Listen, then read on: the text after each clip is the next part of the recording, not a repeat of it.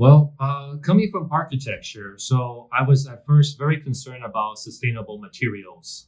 But as I moved along, going a little bit beyond design and towards more hotel management, I was more concerned about the processes that was happening inside the hotel. So, for example, um, hotels have a lot of plastic water bottles. There's a lot of cosmetics, the soaps and shampoos in little plastic containers as well.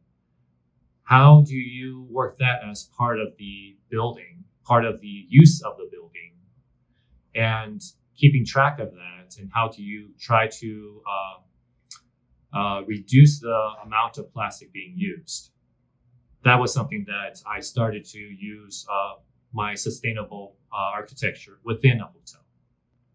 So, for example, um, in the Orange Hotel Ximen, we started to be more concerned about the plastic containers for water and as well as for cosmetics.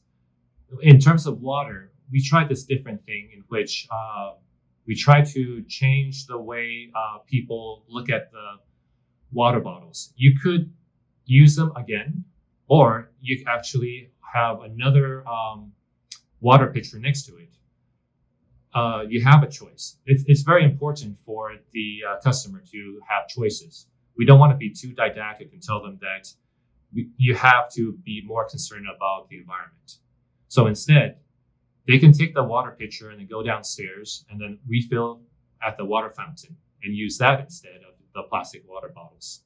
That's a great point actually, because we all know, when you go into hotels, there's always a lot of plastic bottles filled up with water for the guests to enjoy. But it's quite an interesting idea to have a water pitcher so that you could refill your water, and it's also good to walk a bit around when you're in your accommodation, right?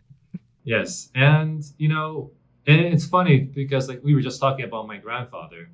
Um, these are not really new ideas.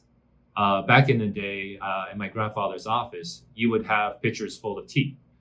You wouldn't have plastic water bottles. So in some ways, looking back into the earlier generations, they sometimes were already doing sustainability in that sense.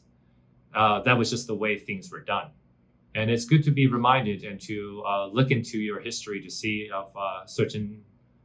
Well, we want to think that's innovation, but it's really just rehashing some new ideas again for our current market.